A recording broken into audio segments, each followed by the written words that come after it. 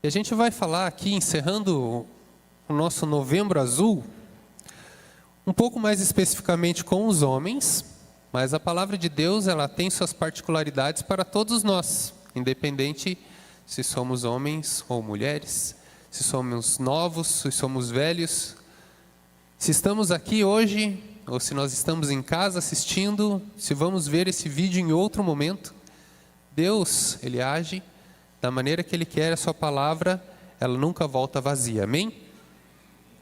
A gente leu aqui Provérbios no primeiro capítulo, falando especificamente para que serve o livro de Provérbios. Então é para a gente entender algumas coisas e buscar sabedoria, buscar entendimento, fazer com que a nossa mente pense de uma maneira melhor, fazer com que as nossas atitudes reflitam essa maneira diferente de pensar, através da sabedoria e do entendimento que Deus nos traz através dos escritores do livro de Provérbios, principalmente de Salomão. Mas, indo especificamente para os homens, eu gostaria de fazer uma pergunta. Eu queria saber se vocês concordam ou não com essa pergunta. Todo homem tem a tendência de ser preguiçoso. Vocês concordam? Escuta, está dividida a plateia aqui. Homens, sim ou não? Mulheres? Vamos ter que fazer um plebiscito. Independente se você é homem ou mulher, eu quero trazer aqui alguma explicação, aproveitando que o livro de Provérbios é para que nós adquiramos a sabedoria. Então vamos utilizar aquilo que nos ajuda a ter essa sabedoria, que é o nosso cérebro. Todo mundo tem um, certo? Amém? Quem está sem cérebro hoje aqui, levanta a mão. Eu acho que todos temos. Então, se você tem um cérebro, você tem neurônios. E o nosso cérebro, ele é a máquina mais perfeita que Deus fez dentro do nosso corpo. É Ele que comanda tudo.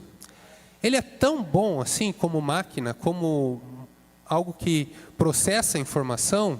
Vamos chamar de um computador? Só que é muito melhor que um computador. Ele é tão bom que ele sempre vai buscar resolver as questões gastando menos energia possível e da maneira mais rápida possível. Mas, infelizmente, ele vai buscar isso e vai criar alguns caminhos, alguns atalhos, que a gente chama, estudando, o comportamento humano e essa parte da cognição, que são os vieses cognitivos. Ou seja, são aqueles caminhos que o cérebro faz mais rapidamente, são caminhos que os neurônios percorrem mais rapidamente e que acabam se fortalecendo mais. E dentro disso, o cérebro de cada um de nós pode ter esses atalhos e ser preguiçoso para resolver algumas questões. Vou exemplificar um pouquinho mais. Vamos imaginar que a gente tenha um caminho a fazer até o banheiro. Então a gente tem uma necessidade básica de esvaziar a bexiga ou outra coisa. E nós temos que ir ao banheiro aqui, nesse prédio onde a gente está. Qual que é o caminho que a gente tem que percorrer?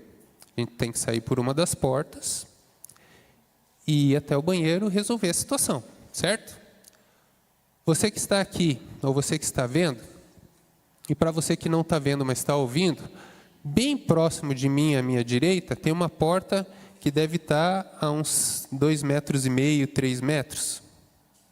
Arquiteto, mas eu tenho problemas com distância. 5 metros essa porta. 4 a 5 metros? Tá bom, vamos ficar no 5 para ficar redondo. Mas tem uma porta lá adiante na entrada da igreja que fica bem mais distante. Quantos metros? Uns... Quantos? 15 a 20 metros.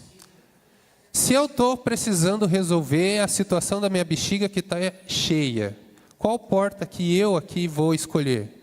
A que está a 20 metros ou a que está a 5 metros? Certo, a de 5 metros, está mais perto, para eu chegar mais rápido no banheiro. Se eu estou caminhando, e aqui se a gente andar pelo bairro, a gente vai ver várias situações dessa.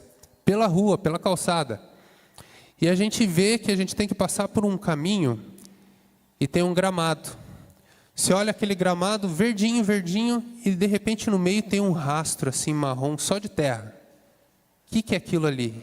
De tanto se passar por ali, criou um caminho, afundou, acabou com a grama e ficou um atalho. Obrigado, Dinho. Aquele atalho, então, passa a ser usado não só por quem passou pela primeira vez, aquele que passou a segunda, aquele que passou a terceira. E eu, quando vejo aquele atalho, mesmo que eu nunca tenha passado por ali, qual que é a minha tendência? Passar por ali. Então é isso que é um viés cognitivo dentro do nosso cérebro. Esse caminho do pensamento rápido para gastar menos energia e resolver o mais rápido possível. Qual é a recompensa que o cérebro tem nisso?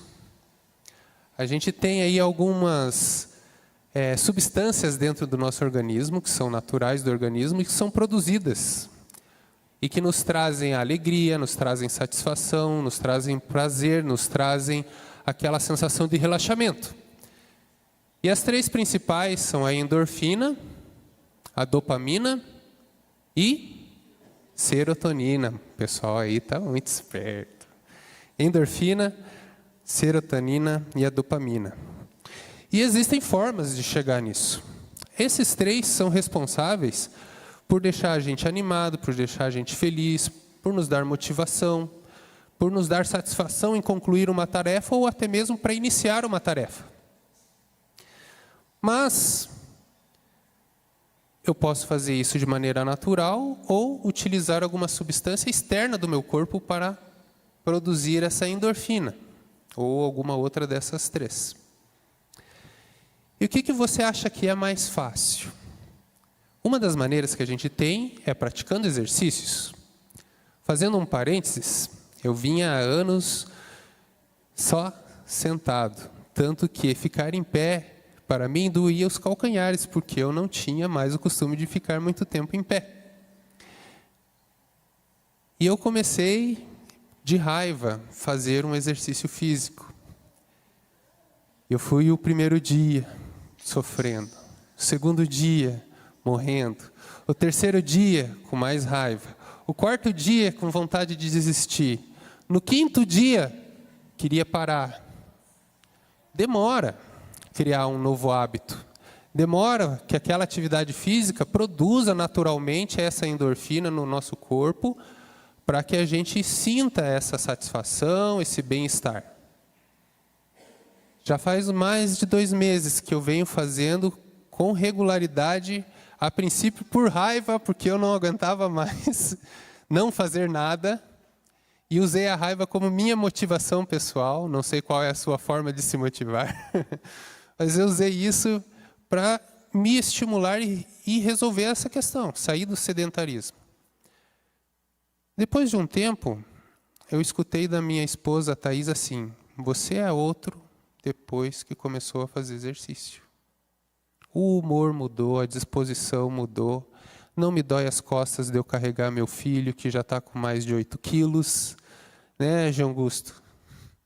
Está ali, ó. Se você quiser testar o peso dele depois, você fique à vontade.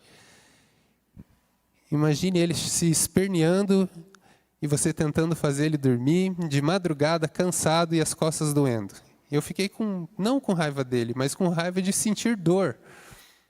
E eu não queria ter mais disposição também para poder acompanhar o ritmo dele, que é bem diferente do meu. Ele tem 9 meses, eu tenho 39 anos. Então eu estou um pouco defasado. A máquina já não é mais a mesma. O que eu fui descobrir? Que a gente também pode ter um atalho para a endorfina. E aí que é a pergunta: o que é mais fácil? Levantar todo dia mais cedo e fazer 1h30 de exercício todos os dias da semana, com exceção do sábado e domingo, né? Tem gente que precisa de folga. Ou comer um belo chocolate. Qual que é o mais rápido? Qual que é mais barato? Qual que leva menos tempo? Mas tem um problema do chocolate. Nosso cérebro, ele entende muito bem quando a gente ingere gordura e açúcar. Ele fica felizão. E ele não entende muito bem as dores do exercício para produzir essa mesma felicidade. Então, a primeira tentação que a gente tem quando a gente começa a praticar um exercício é de que o chocolate produz aquele prazer, aquela alegria momentânea, aquela satisfação de ingerir algo gostoso. E fazer exercício dói, cansa, sua. Eu tinha raiva de fazer exercício. Ainda tenho um pouco. Mas o chocolate, após alguns minutos, ele é processado, a endorfina é gerada no cérebro, ela é absorvida rapidamente, dá aquela sensação de bem-estar. Pouquíssimo tempo depois, poucos minutos, você sente a vontade de comer outro pedaço de chocolate, outra barra de chocolate e assim por diante. E o que o cérebro está recebendo? Em vez de uma endorfina natural, ele produz isso processando gordura e açúcar. Gordura em excesso é bom? Açúcar em excesso faz bem? Não. Então a gente vai, após essa pequena introdução falando sobre atalhos, e justificando que não são os homens os preguiçosos, mas o cérebro de cada um de nós pode ser preguiçoso, dependendo daquilo que a gente se propõe a fazer. A gente vai percorrer aqui algumas coisas que são importantes para a gente viver com sabedoria de maneira preventiva. Você já ouviu um ditado popular, tenho certeza, que diz que a prevenção é o melhor remédio. Já ouviram? Já colocaram em prática? Depende. A gente não para muito para pensar nisso. É melhor comer um chocolate, certo? Porque pensar também dói. A gente vai chegar nesse tópico daqui a pouquinho. Mas vamos avançando. Imagine, então, que esse ditado popular, ele tenha luz na palavra de Deus. E qual é o verso que a gente pode atribuir semelhante a este? E que a gente, no final, a gente vai fazer a aplicação disso. Que melhor é obedecer do que sacrificar. Então, a gente tem esses caminhos dentro do cérebro, ou os caminhos que a gente percorre a pé ou de carro, e que parecem bons para nós. Mas o verso que a gente leu juntos no começo diz que há caminhos que para o ser humano, a palavra diz lá para o homem, mas se referindo ao ser humano, há caminhos que ao ser humano parecem bons, parecem rápidos, e parece que eu não vou gastar tanta energia para percorrer aquilo, e que eu vou atingir meu objetivo de me sentir feliz, alegre, realizado e confortável. Mas o fim deste caminho é a morte. E para os homens, a gente precisa buscar algumas coisas que parecem difíceis, parecem ser complicadas, para as mulheres da mesma forma. E agir com prevenção não é pegar o atalho, não é fazer a coisa mais rápida e poupando energia. Às vezes é o que você vai gastar mais tempo, vai gastar recurso financeiro, vai gastar a sua energia, vai queimar aí os seus neurônios pensando para que você previna uma questão que pode vir a acontecer ou não.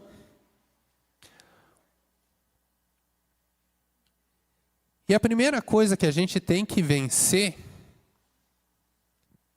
é a preguiça mental e a busca pelo que é fácil. Como que a gente pode fazer isso? A primeira coisa é tornar-se consciente de que a gente tem sim essa preguiça mental e que existe essa tendência da gente fazer só aquilo que para nós é fácil. É bem mais fácil eu ir pela cabeça dos outros do que raciocinar, estudar e ter minha própria opinião. É bem mais fácil eu repetir o discurso inflamado de um político, de um administrador, de um líder, do que eu mesmo analisar uma situação, ponderar as questões, buscar na palavra de Deus o que a palavra de Deus diz, orar para então dizer alguma coisa. É mais fácil eu sair repetindo. Mas você tem um cérebro, que é essa máquina poderosa que Deus fez para o ser humano, um cérebro humano, ou você tem um cérebro de papagaio? Me desculpa se eu for um pouco xarope em algumas perguntas, mas são de propósito para pensarmos juntos. Olhando para dentro de cada um de nós, a gente consegue perceber, se eu saio repetindo a primeira frase, o primeiro vídeo que eu recebo no WhatsApp, a primeira opinião que eu escuto de alguém sobre determinado assunto, ou se eu escuto aquilo, comparo com aquilo que eu tenho de conhecimento, busco mais informação para depois eu falar alguma coisa. Eu pego o atalho, ou eu vou praticar um exercício mental de gastar um tempinho pensando antes de falar, qualquer que seja o assunto. Então eu quero refletir junto com vocês que a gente primeiro pare de repetir sem pensar. Vamos prevenir várias situações apenas com esse exercício que acontece dentro de nós e não vai te causar dor e nem suor e nem lágrimas, que é parar para pensar. Nosso cérebro tem gatilhos, e sei que tem gente que é muito mais explosiva do que outros, mas todos nós somos os donos deste cérebro. Nós tomamos a decisão do que nós vamos pensar. Se não fosse assim, a palavra de Deus não nos instruiria a escolher o que pensar. Né? É até o verso que o Flame, né, o Ministério Jovem, vai utilizar como base no retiro. Qual que é o verso? Vocês têm de cabeça? Filipenses 4:8. É isso? Finalmente, irmãos, tudo que é verdadeiro, tudo que é respeitável, tudo que é justo, tudo que é puro, tudo que é amável, tudo que é de boa fama, se existe virtude e se existe louvor, seja isso o que ocupe o vosso pensamento. Mas como que eu vou saber se uma coisa se enquadra dentro dessa descrição? Se eu parar e comparar a informação que eu estou recebendo, em qualquer momento da vida, em qualquer situação, comparar essa informação com esse texto. A primeira vez vai ser bem difícil, porque você nem vai lembrar de comparar. A segunda vez, opa, como é que é aquele texto mesmo de Filipenses? Terceira vez, você já vai ter algumas palavras dessas de Filipenses gravadas na mente. Quarta vez, você está formando um caminho diferente no pensamento, que não é mais um atalho, mas você está criando um caminho excelente que gera um hábito bom. Gerando esse hábito de comparar, então, as informações com o texto de Filipenses 4:8, eu vou saber se isso é verdadeiro. Então, eu vou parar para pensar. Recebi uma notícia. É verdade isso que está sendo falado? Homem adora repassar notícia de WhatsApp. Eu sei. Não adianta dizer que não. Se você não faz isso, você conhece alguém que faz. Primeira coisa, recebi a notícia, eu escutei. Primeiro, Filipenses 4:8, o que diz mesmo? Isso é verdadeiro? Isso é respeitável? Ou é algo que fere o respeito? Isso é justo? Ou está denigrindo alguma questão? É puro? Ou está contaminado? É amável? Ou é um discurso de ódio? A gente vê muito discurso de ódio sendo repassado como notícia. Isso tem boa fama? É uma boa notícia? Ou é algo que vai trazer tristeza para quem vai receber? além disso, tem virtude eu transmitir essa informação? E se eu fizer isso, as pessoas vão olhar para isso com um olhar de louvor, dizendo, uau, é a notícia que eu esperava receber. Essas coisas, se a gente comparar, não só com notícias e informações que a gente recebe, mas pensamentos nossos mesmo.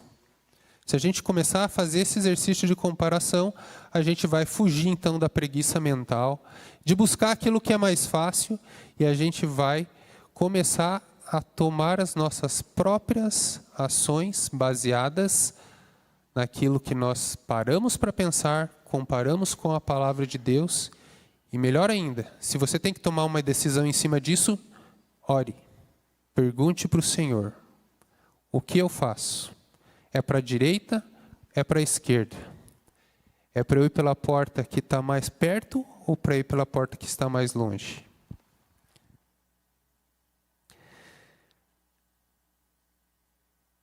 O segundo item. Vamos assumir o controle do nosso cérebro. Baseando-se, então, em Filipenses, a gente começa a fazer esse controle daquilo que a gente pensa. E tem um outro verso que nos traz também sobre a transformação da nossa mente. Que diz, não vos conformeis com este mundo. Né? Não tomem a forma deste mundo. Antes, tenham a mente de vocês transformadas, mudadas. Sejam diferentes. Não tenham a mente que todo mundo tem. Que é o princípio que a gente, anos atrás, há uns 20 anos, a gente trabalhou no metanoia. Metanoia é o termo que se aplica a esse verso, que é transformação de mente. Então eu começo largando a preguiça mental, assumo o controle da minha mente, e nesse controle eu transformo a minha maneira de pensar. Como que você acha que você reage às situações? É através daquilo que você pensa. Primeiro você tem que criar um pensamento a respeito de uma situação. Se você quer mudar a maneira como você reage àquela situação. Quanto mais você transforma a sua mente, mais você transforma como você vai processar as situações e como você vai reagir na próxima vez que ela acontecer. Isso é adquirir sabedoria. Isso é a proposta do livro de Provérbios como um todo. Diversas situações para homens e para mulheres, né? De que a gente tem que buscar sabedoria e mudar o nosso pensamento para quando a situação acontecer, a gente possa agir de maneira correta. Ou agir de uma maneira melhor a cada vez que você passa por aquela situação. Hoje de manhã foi dado um exemplo bem interessante que eu quero aplicar aqui. Imagine que você está acostumado a passar por um caminho, como a gente está falando de andar por um caminho, e no meio daquele caminho tem um pedaço de toco, um galho de madeira, algo que está atravessado no caminho. E você acostumou a todo dia passar, chega o toco, você pula o toco e continua andando. No segundo dia você vai, pula o toco. No terceiro dia você vai, pula o toco. E assim sucessivamente, até que alguém chega para você e fala, ei, por que você não tira esse galho daqui, esse toco, para que você não precise ficar pulando todo dia? Aquilo desperta em você um pensamento diferente, uma ideia nova, algo que você não tinha parado para pensar, ou que você teve preguiça de fazer antes. E assim, aqui a gente vai começar a mudar a nossa mente, pensando diferente, para que a gente pare de pular os tocos da vida e resolva situações. E qual que é a outra preguiça que a gente tem mental?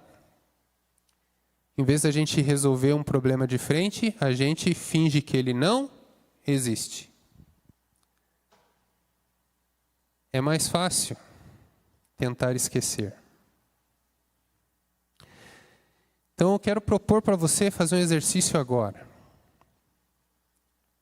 Você vai falar com o seu cérebro. Você já falou com o seu cérebro alguma vez? Parece esquisito, eu faço isso. Meu cérebro tem até nome. É de brincadeira, mas eu dei um nome para ele. Mas é segredo. Vamos falar assim, cérebro. Pode ser mentalmente, porque ele vai escutar mesmo que você não fale. Pode ser mentalmente.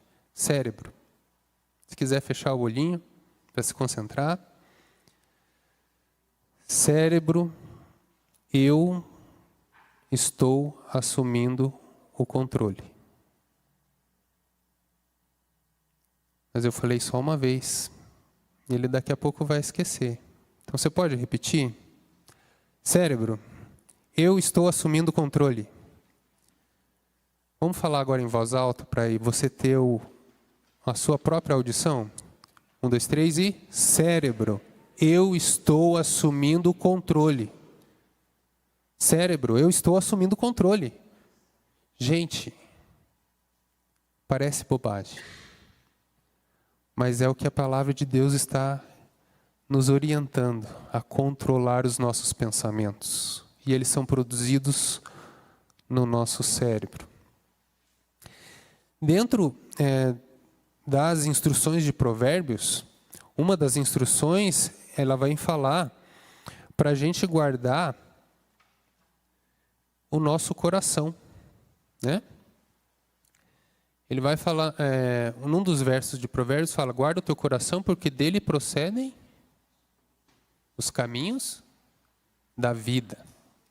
Por quê? O coração, no sentido de que a gente pensa, e isso reflete numa emoção que reflete numa atitude. Então, se eu cuido do coração, se eu cuido daquilo que eu penso, da maneira que eu penso, no que eu quero de resultado com aquilo que eu estou me propondo, então eu estou cuidando dos caminhos da minha vida. Então, não é cuida da vida dos outros, é cuida do teu coração, porque dele provém os caminhos da sua vida. E os caminhos da sua vida influenciam os caminhos da vida de quem está perto de você. Se eu tomar uma decisão errada hoje, não é só eu que sofro. É quem está bem pertinho, que mora no mesmo teto, é quem mora na casa do lado, é quem frequenta a igreja junto comigo, é quem trabalha junto comigo durante a semana. E se a gente for ver essa cadeia de resultados, vai longe. Então, em vez de eu olhar o que os outros estão fazendo de errado, então, a primeira questão, a gente vai tomar controle do nosso cérebro e vamos cuidar daquilo que pensamos, de acordo aqui com as instruções da palavra de Deus, para que os caminhos de vida venham a existir. Diferentemente daqueles caminhos que ao homem parecem bons, mas são de morte, que a gente realmente tenha caminhos de vida para nós, e essas boas decisões nossas influenciem positivamente aqueles que estão próximos, e aí fazem parte do nosso dia a dia. Aí vem algumas questões da prevenção. Aí nós vamos falar especificamente para o homem algumas questões, mas aplica-se em grande parte para todos nós. Sabendo então que eu tenho preguiça mental, mas eu não vou mais ser preguiçoso mentalmente. Sabendo que eu tenho condições de assumir o controle do cérebro, mudar o pensamento, e que esse pensamento, eu cuidando das ações que esse pensamento produz, eu vou produzir vida. Então eu vou assumir que viver sabiamente, para viver sabiamente, eu também preciso trazer para o meu dia a dia a prevenção. A prevenção, então, como que eu vou dar valor à prevenção? Sabendo que o resultado dessa prevenção é me livrar dos caminhos de morte. É me livrar de problemas, é me livrar de situações difíceis, é me livrar de perdas. E falando em se livrar de perdas, em prevenir perdas, eu passei boa parte da minha carreira dentro da instituição financeira em que trabalhei, dentro de uma área de prevenção a perdas operacionais. Mais especificamente, 3 anos em prevenção à lavagem de dinheiro, depois alguns anos em prevenção a fraudes e outros em prevenção de riscos operacionais. O que a gente levanta nessas situações, numa instituição financeira, num banco? Eu estou perdendo dinheiro com um determinado golpe na internet e os clientes estão sofrendo e sendo fraudados na internet. Isso gera prejuízo para o banco. O banco tem que arcar com as consequências e pagar aquele prejuízo do cliente. Eu tenho cartões clonados. O banco arca com esse custo. Eu tenho golpes dentro da agência. Golpes que a gente chama de engenharia social. É um dos bem conhecidos, os mais velhos vão lembrar, é o golpe do bilhete premiado. Onde alguém dentro da agência está com muita pressa para receber o bilhete que ele está premiado e passa para alguém na fila por um dinheiro mais baixo. Eu estou aqui para receber 1 milhão, mas se você me passar aqui 100 mil, você pode receber porque eu não tenho tempo para ficar nessa fila. E tem gente que cai em golpes assim. E você já viu falar de golpes do WhatsApp? Quem já não recebeu uma mensagem pedindo, ou conhece alguém que recebeu uma mensagem pedindo uma transferência em nome de alguém que você conhece? Ou então, fingindo que sequestrou alguém que você conhece? Lá em casa já aconteceu. Então, a instituição financeira tenta prevenir que tenha prejuízo. E a gente falava disso só tentando mostrar o resultado dessas áreas que a gente trabalhou, falando que a gente tinha perdido só tantos milhões naquele mês. A gente perdeu só 5 milhões esse mês. Outro mês a gente foi melhor, perdemos só 4 milhões. E esse mês não foi tão legal, perdemos 10 milhões. Estou falando milhões porque eram milhões mesmo. Mas aí a gente viu que a gente poderia vender essa mesma informação de maneira diferente. A gente começou a falar do quanto a gente preveniu de perder. Nós perdemos 4 milhões, mas evitamos de perder 1 bilhão e 600 milhões.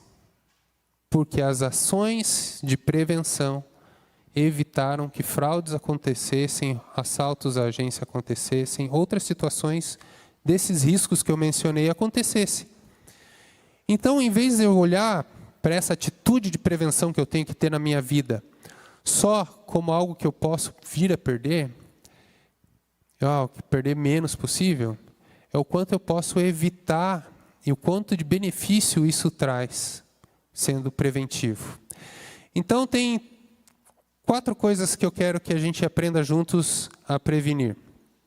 Primeira, do Novembro Azul, para a gente matar esse assunto de vez, prevenção às doenças.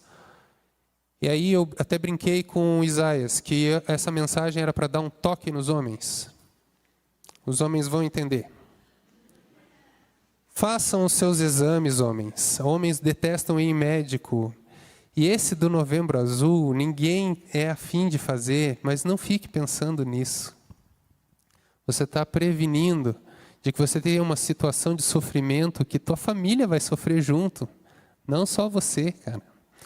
Então, não tenha preguiça mental, não vá no pensamento dos outros e seja preconceituoso.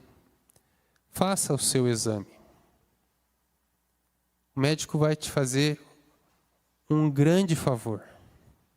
Não vai te prejudicar em nada.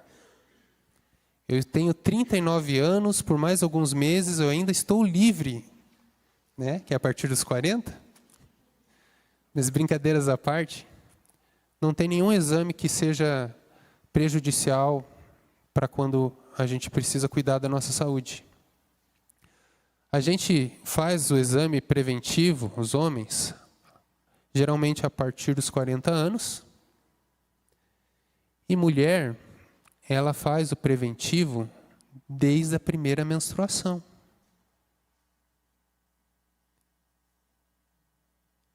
E é bem mais difícil e dolorido do que o dos homens. Tá? Sendo bem claro para a gente não ter dúvidas. Então, em vez de você achar que você vai ser motivo de piada, que vão fazer chacota de você, não pense com a cabeça dos outros. Pense com sua própria cabeça. Pense no bem que isso faz para você. Se você não fizer um exame preventivo, você pode descobrir um problema na sua próstata já com um estágio muito avançado. Não pode ser resolvido, que vai te trazer muito prejuízo, vai te dar um desgaste emocional, financeiro, de tempo para a tua família. Então vale a pena se cuidar, vale a pena fazer este exame. Se tiver algum problema, descobrir já no comecinho. E resolver, ter tempo de tratar, de cuidar. A gente conhece vários homens que descobriram cedo, se trataram, outros que demoraram a descobrir situações dessa, tiveram um pouco mais de dificuldade de se tratar, mas também se trataram, e que o tempo de vida, ele se manteve.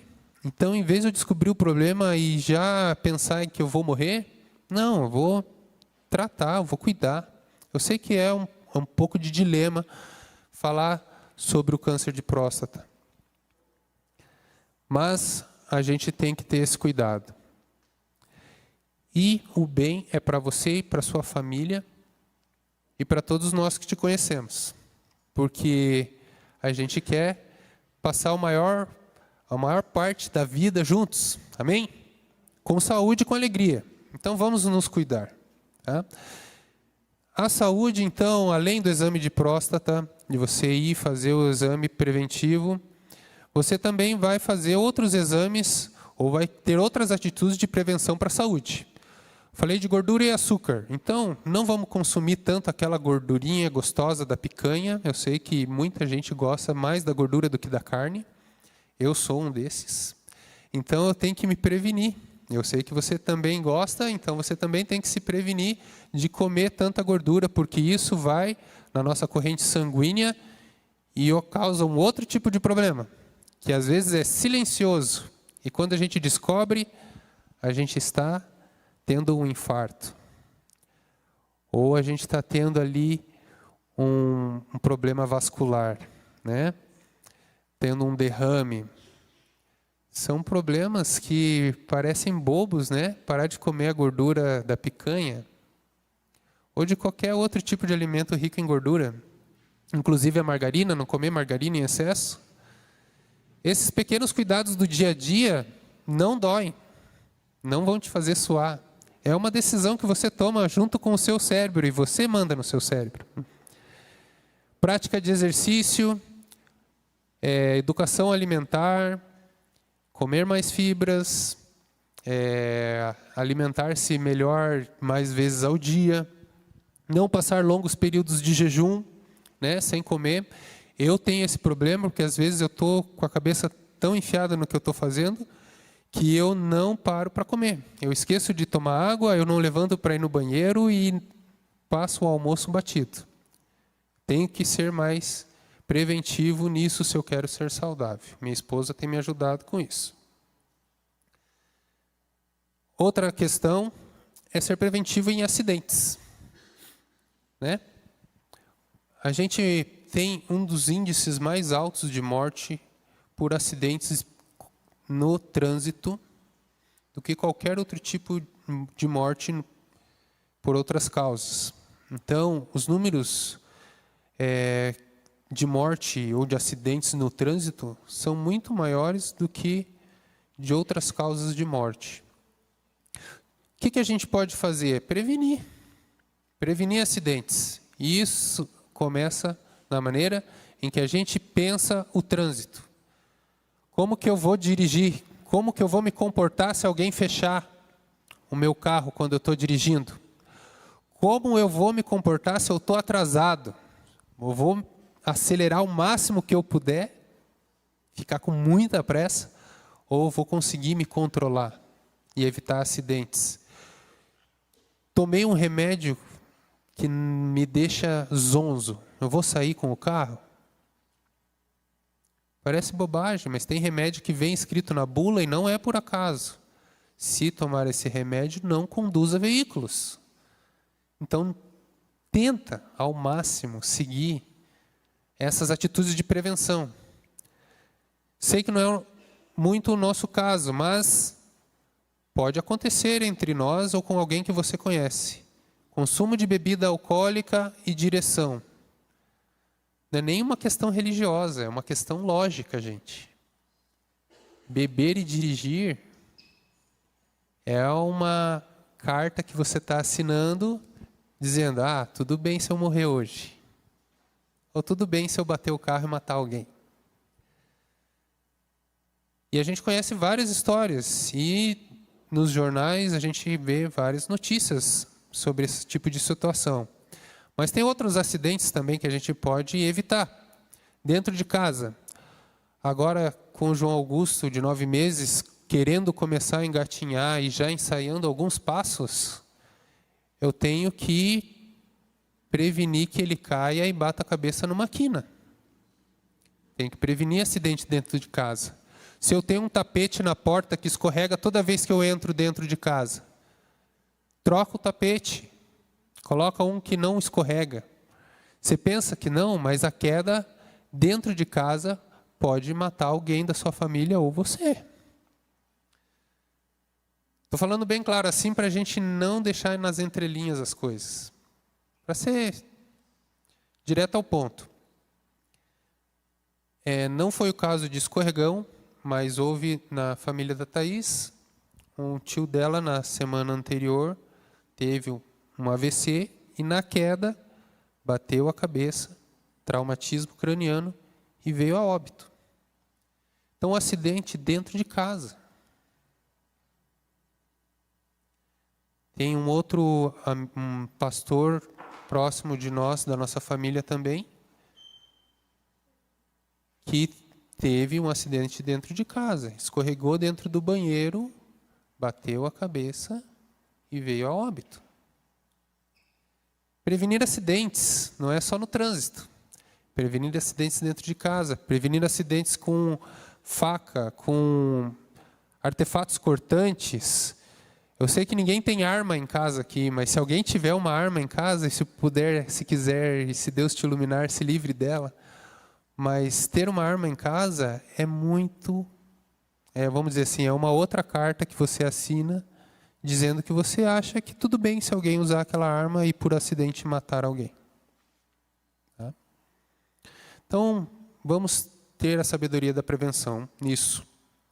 Entre outras situações. Vamos lá para o terceiro, e depois a gente fecha com o quarto, rapidinho. Esse vale para todo mundo também. Prevenção na área dos relacionamentos. Vamos prevenir brigas e confusões. Como que a gente previne uma briga e uma confusão? Primeiro, parando para pensar antes de responder. Segundo, não entrando na briga. Principalmente se a briga não é tua.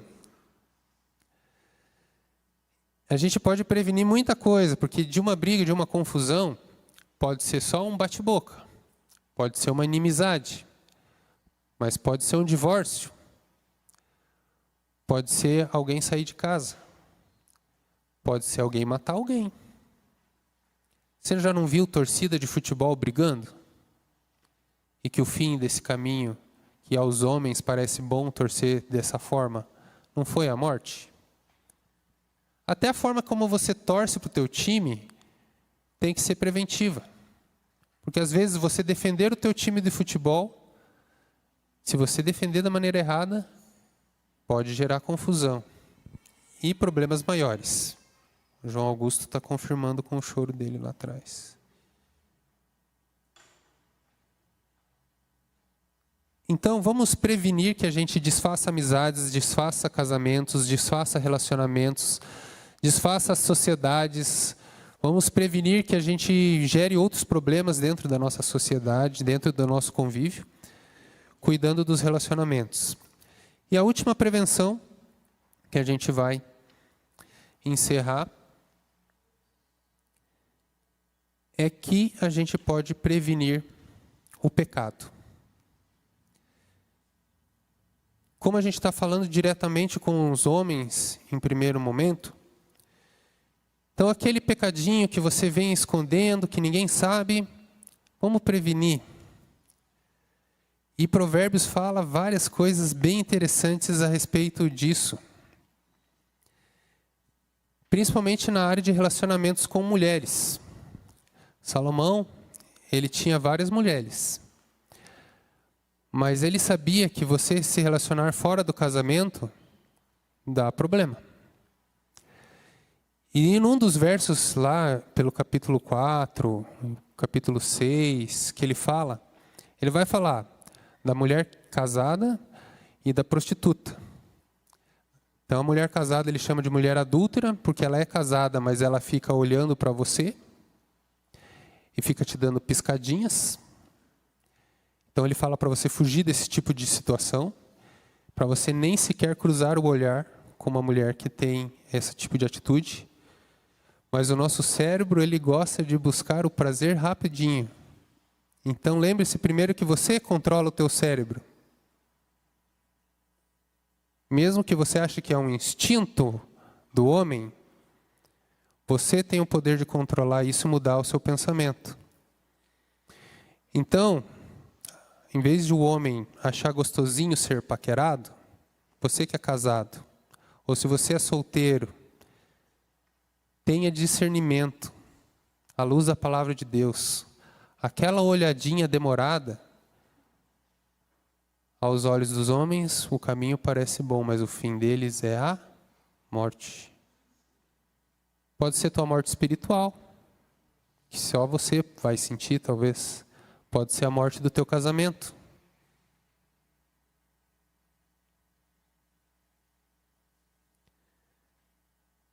E da mulher, da prostituta, né, a declarada, aquela que não tem compromisso com ninguém, né? Nesse sentido que Salomão coloca que ela vem com palavrinhas doces como mel. Te joga aquela conversinha mole, manda uma mensaginha no WhatsApp ou uma foto um pouco diferente, para não falar explicitamente. Cuide, porque o cérebro vai entender essa gordura e esse açúcar, essa palavra docinha, como algo fácil de conseguir prazer, de se sentir realizado, de se sentir bem. Mas é você que está no controle do seu cérebro, homem. Eu estou no controle do meu cérebro. Eu respondo pelas consequências.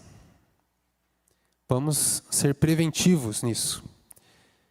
Entre outras situações, imagens impróprias, vídeos impróprios, né? A pornografia, ela causa muitos problemas, não só espirituais, problemas mentais mesmo. Ela é considerada um vício. E isso é um problema que está mais frequente a cada vez. Cada vez é mais fácil você ter acesso a qualquer tipo desse material. Tanto homens quanto mulheres. Então você acaba assistindo ou vendo algum conteúdo desse, pensando que está tendo ali um momento só seu, que ninguém está vendo.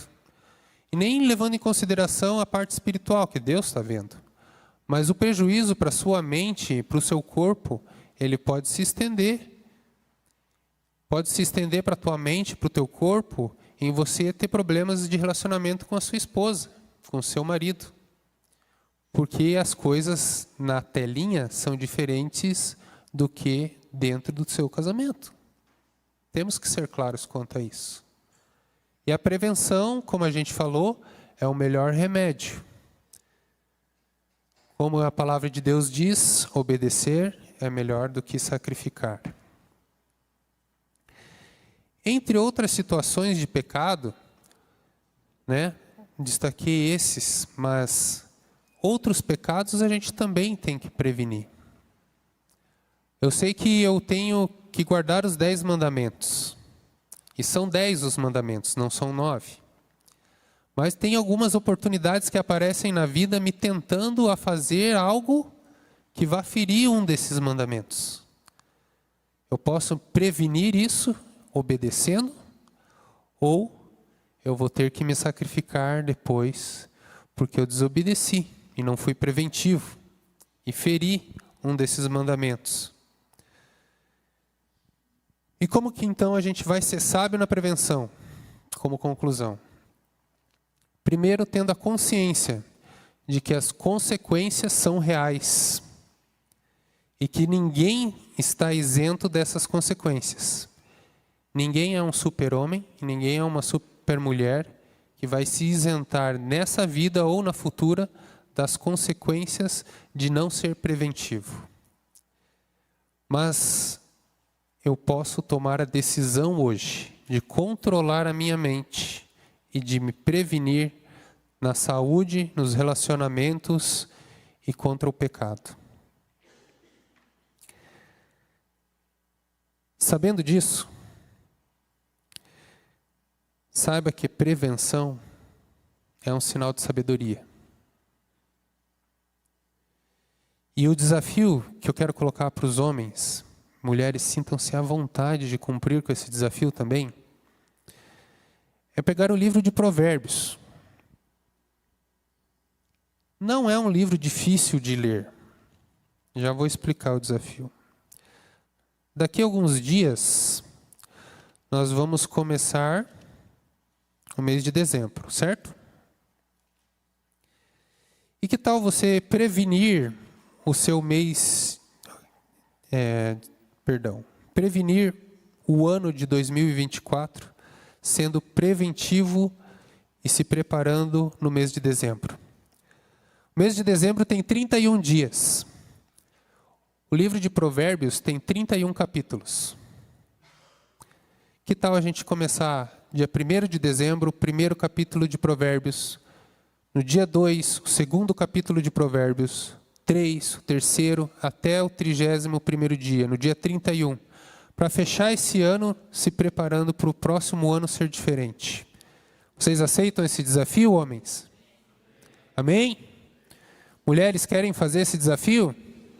Você quer ter um ano diferente e melhor do que foi esse ano de 2023? Quer prevenir que o seu ano que vem não tenha tantas perdas, mas tenha mais vitórias? Vamos fazer essa leitura.